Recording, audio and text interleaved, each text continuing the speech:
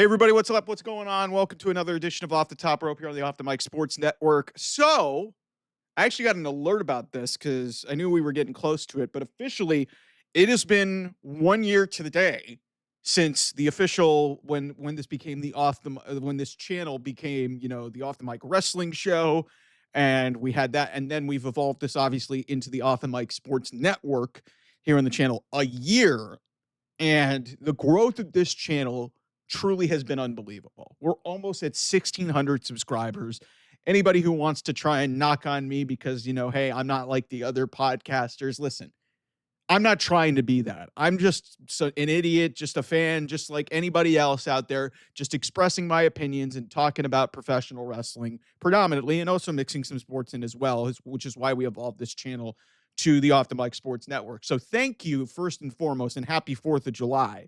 4th of July is always going to hold now really for this channel a special place because I did a live stream that day just talking about wrestling, and it was like right around Money in the Bank when that happened. And I got a cheap microphone and just, had my basic webcam stuff and just, started yelling in front of a microphone just to you guys, and just was hoping, hey, that, I would gather some interest and get some people who were genuinely interested in the content, and the support and the outreach has really been amazing. So thank you to everybody who has subscribed, supported this channel, even the people that have given me a hard time.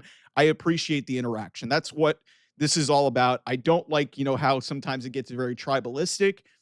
And that's kind of what I want to lead into with this video here on the 1 year anniversary of the channel is professional wrestling in 2025. Because everybody thinks that I just try to hammer AEW because in general, listen, the reason why AEW has kind of been flagged a certain way is they have a talent pool that is kind of comparable, and they have resources that, in terms of money, that is comparable, maybe even more than what WWE is. And yet attendance is not where it should be. Viewership is not where it should be. They're going into their biggest show of the year, which is struggling to get past 20,000 tickets. That being said, WWE has not had a great year either. They haven't. And they've had a lot of layups here potentially in terms of, some of the stuff that was out there. John Cena was going into his final year. Roman Reigns, potentially had seemingly like a couple paths to WrestleMania that were great. Cody Rhodes had a great run last year and into this year as WWE champion. Depending on who you talk to, some Bloodline people will say that it was horrible. It was actually a really good run. Gunther had been the world champion. Jey Uso was getting incredibly over, even though people don't really like him for whatever reason because of the heat and everything got overexposed. They had a lot of things working for them. And then John Cena turns heel out of really, I mean, we expected something crazy would happen. John Cena turns heel, and then he wins the title for the 17th time at WrestleMania. And since that point, really, this company has really not, it's been subpar. Now, I understand that some people in the comments will say to me, well, Mike, they're still generating money and they're still generating revenue, and they're doing these record gates, and they're doing these record numbers, and they're still selling out shows, and they've got a big weekend in Atlanta next week, and then they've got SummerSlam over 2 nights, which is going to be historic. It's the first time that event, which spans almost 40 years, is going to go to a 2-night format. So it's a big, like, in terms of the metrics that matter, which I talk about a lot with AEW is not where they should be.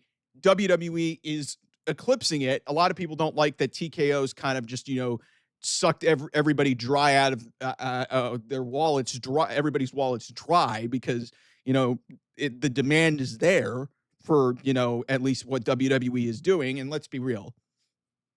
Don't ever tell me with a straight face that you want Vince McMahon back, because at least, the television product is not as good as it was the previous couple of years, but it's way better than what Vince McMahon was doing in 2018, 2019, 2020, 2021, and then even in 2022. So the last 4 or 5 years of Vince McMahon. But everybody gets this idea that I'm some sort of WWE fed drone and some type of guy who just loves and glazes WWE at any possible turn. This has not been a great year for WWE. Wrestling in general in 2025 has been very subpar. And WWE is really coasting off of the fact that they are making as much money as they ever have. They're as profitable as they've ever been. and great. But you had a layup with John Cena's final year. You had a layup with John Cena's heel turn. And really outside of the CM Punk stuff, this whole championship run is a dud. That match at WrestleMania, the main event, was a fucking joke. A lot of WrestleMania in its own right was horrendously built. There was a couple of matches that saved it. The two triple threat matches, specifically Punk, Rollins, and Reigns, and then obviously, Io, Rhea, and Bianca, which really were back to, if you consider it, really back-to-back matches. One closed night one, the other open night two. And then, there was a couple of decent matches in the mid-card that really were okay, but WrestleMania sucked. In a large chunk, it really sucked. And, some matches have kind of delivered on some of these other pay-per-views. I think the schedule for WWE has really hurt this product. And I can go into detail about that a little bit later on, but considering there is literally like so much wrestling going on that, you have a premium live event, then you have a Saturday night's main event, and you have all these things condensed into a schedule. It's stunting builds to the point where you basically have like 5 to 7 days to really build a card.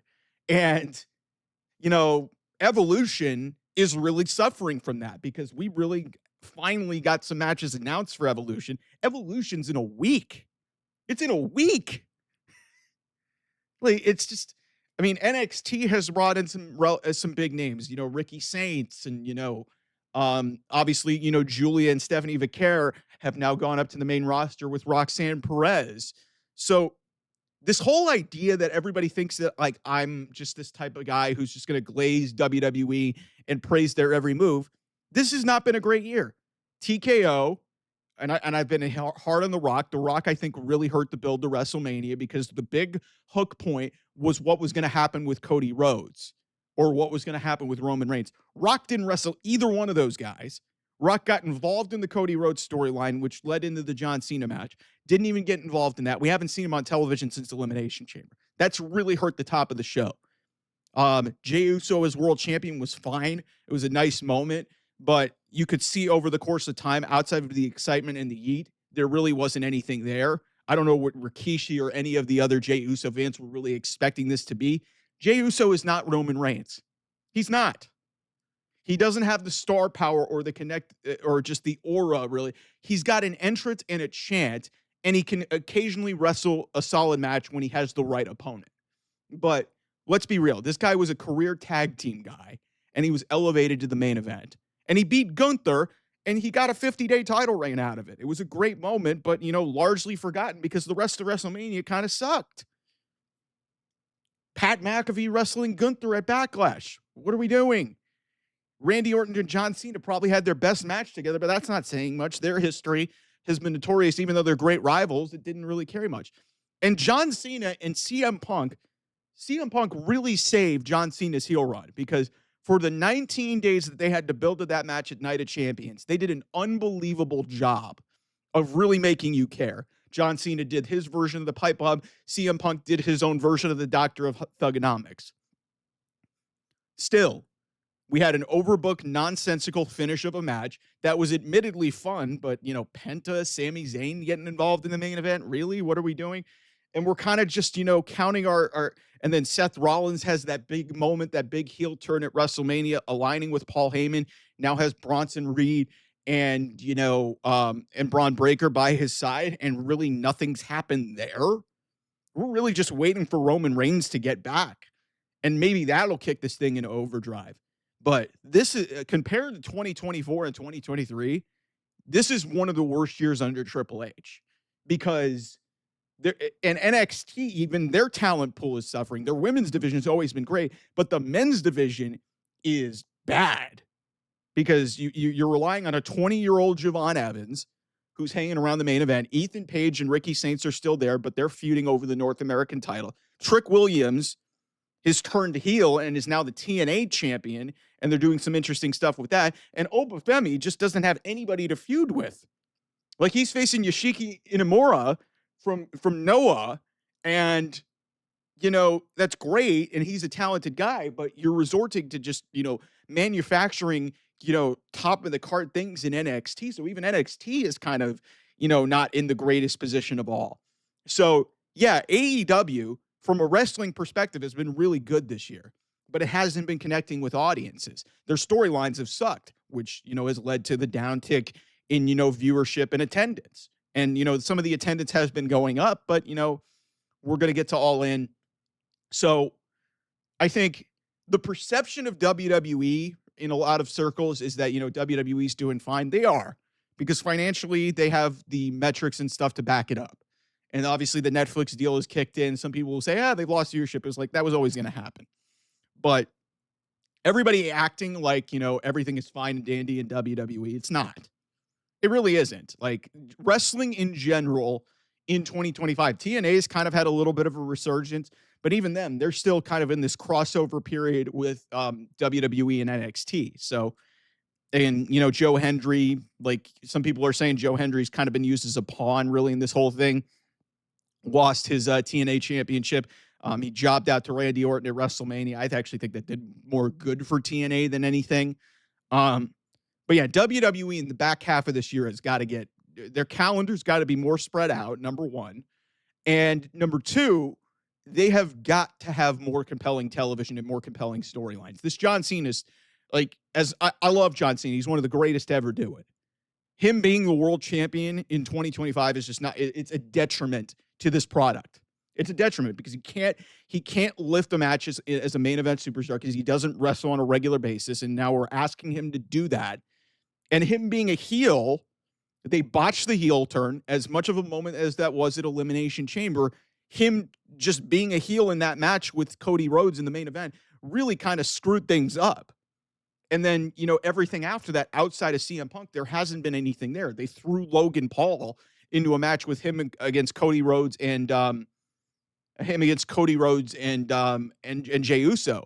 And then R-Truth comes back because everybody was mad about R-Truth. R-Truth literally showed up for 3 weeks and we've immediately forgotten about him.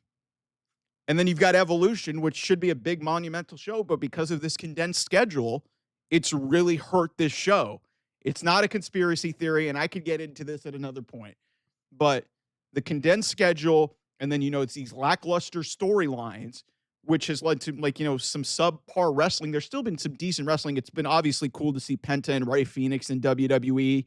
Obviously, the women's division is as deep as it's ever been, main roster and NXT. But something is just not connected with WWE in 2025. And I hope that leading into SummerSlam, once we get past, and they're going to have 2 weeks to build the SummerSlam, and really they only have one match. They have one match. Cena and Cody. That's the only match that they have on the books so far. And we don't know what Gunther's going to be doing at SummerSlam. We got to get past him and Goldberg at Saturday night's main event. So, yeah, I've been hard on AEW, but this is a pro wrestling thing. WWE, despite the money that they're making, has had a really subpar year, and they've got to get better in the back half of 2025. So anyway, like I said, thanks again so much to everybody who supported and subscribed to this channel over the last year. 1,500, I had 5 people subscribe to this channel because there was a lot of stuff from my previous, stint of doing the mic show, the off the mic show.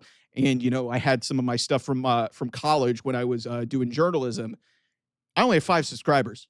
We're at 1,565 at the time of this recording. It's unbelievable the amount of love and support I've gotten from y'all. So thanks everybody for watching this edition of Off the Top Rope. We'll have more coming here on the channel. I'll see you guys soon. Bye-bye.